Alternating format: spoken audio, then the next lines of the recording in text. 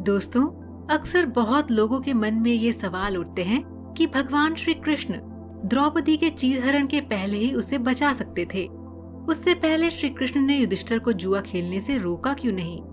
चलो मान भी लो कि नहीं रोका, तो वह शकुनी मामा की तरह युधिष्ठिर को सहयोग देकर उन्हें जुए में जिता सकते थे। लेकिन उन्होंने ऐसा भी नहीं किया। आखिर उन्होंने ऐसा क्यों नहीं किया? स्वागत है दोस्तों आपका हमारे चैनल समय चक्र में।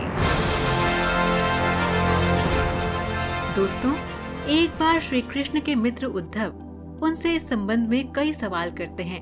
उद्धव कहते हैं, हे कृष्ण, आप पांडवों के अत्यंत प्रिय मित्र थे। आजाद बांधव के रूप में उन्होंने सदा आप पर पूरा भरोसा किया। कृष्ण, आप महान ज्ञानी हैं। आप भूत, वर्तमान व भविष्य के ज्ञाता हैं। किंतु आपने सच्चे मित्र की जो परिभाषा दी है, क्या आपको नहीं लगता कि आपने उस परिभाषा के अनुसार कार्य नहीं किया? आपने धर्मराज युधिष्ठिर को जुआ खेलने से रोका क्यों नहीं? चलो ठीक है कि आपने उन्हें नहीं रोका, लेकिन आपने भाग्य को भी धर्मराज के पक्ष में भी नहीं मोड़ा। आप चाहते तो युधिष्ठिर जीत सकते थे। आप कम से कम उन्हें धन, राज्य और यहाँ तक कि खुद को हारने के बाद तो रोक सकते थे। उसके बाद जब उन्होंने अपने भाइयों को दांव पर लगाना शुरू किया, तब तो आप सभा कक्ष में पहुंच सकते थे। आपने वो भी नहीं किया। उसके बाद जब दुर्योधन ने पांडवों को सदैव अच्छी किस्मत वाला बताते हुए द्रौपदी को दांव पर लगाने को प्रेरित किया और जीतने पर हारा हुआ सब कुछ वापस कर देने का लालच दिया, कम से कम तब तो आप हस्तक्षेप कर ही सकते थे। अपनी दिव्य शक्ति के द्वारा आप पासे धर्मराज के अनुकूल कर सकते थे। इसके स्थान पर आपने तब हस्तक्षेप किया जब द्रौपदी लगभग अपना चीरहरण खो रही थी। तब आपने उसे वस्त्र देकर द्रौपदी के चीरहरण को बचाने का दावा किया। लेकिन आप ये दावा भी कैसे कर सकते हैं?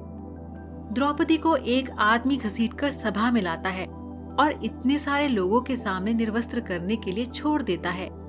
एक महिला की इज्जत क्या बची? आपने क्या बचाया? अगर आपने संकट के समय में अपनों की सहायता नहीं की, तो आपको आपात बंधव कैसे कहा जा सकता है? हे कृष्ण, बताइए, आपने संकट के समय में सहायता नहीं की तो क्या फायदा? क्या यही धर्म है? भगवान श्री कृष्ण मुस्कुराते हुए बोले, प्रिय उद्धव, ये सृष्टि का नियम है कि विवेकवान ही जीतता है। उस समय दुर्योधन के पास विवेक था, धर्मराज के पास नहीं। यही कारण रहा कि धर्मराज पराजित हुए। उद्धव को हैरान परेशान देखकर कृष्ण जी आगे बोले, दुर्योधन के पास जुआ खेलने के लिए पैसा और धन तो बहुत था, लेकिन उसे पासों का खेल खेलना नहीं आता था। इसलिए उसने अपने मामा शकुनी का द्यूत क्रीड़ा के लिए उपयोग किया। यही विवेक है। धर्मराज भी इसी प्रकार सोच सकते थे और अपने चचेरे भाई से पेशकश कर सकते थे कि उनकी तरफ से मैं खेलूंगा। लेकिन उन्होंने विवेक शून्यता से एक और बड़ी गलती की, और वो ये कि उन्होंने मुझसे प्रार्थना की कि मैं तब तक सभा कक्ष में ना आऊं जब तक कि मुझे बुलाया ना जाए, क्योंकि वे अपने दुर्भाग्य से खेल मुझसे छुपकर खेलना चाहते थे। वे नहीं चाहते थे मुझे मालूम पड़े कि वे जुआ खेल रहे हैं। इस प्रकार उन्होंने मुझे अपनी प्रार्थना से बांध दिया। मुझे सभा कक्ष में आने की अनुमति नहीं थी।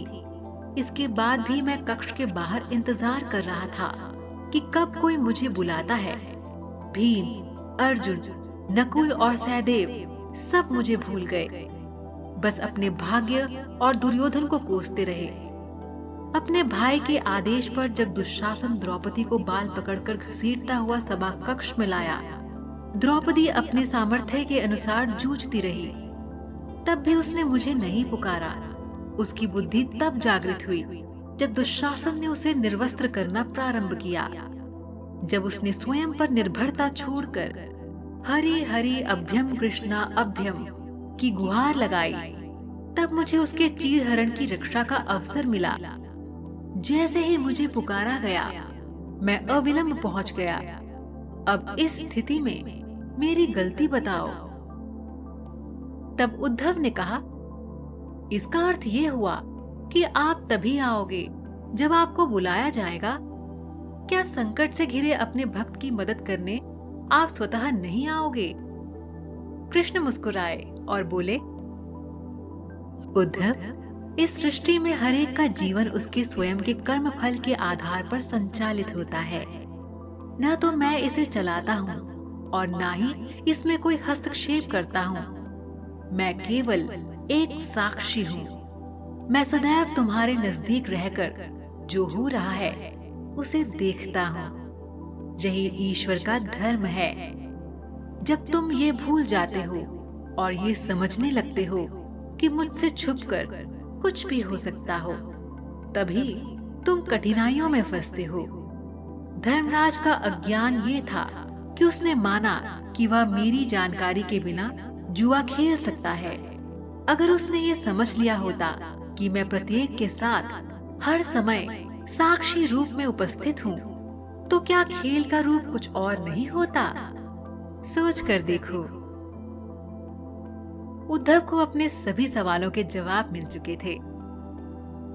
दोस्तों, आपकी क्या राय है इस वार्तालाप के बारे में? आप नीचे कमेंट बॉक्स में साझा जरूर करें। दोस्तों, आपको ये वीडियो कैसा लगा? आप हमें नीचे कमेंट में बता सकते हैं। आपका धन्यवाद।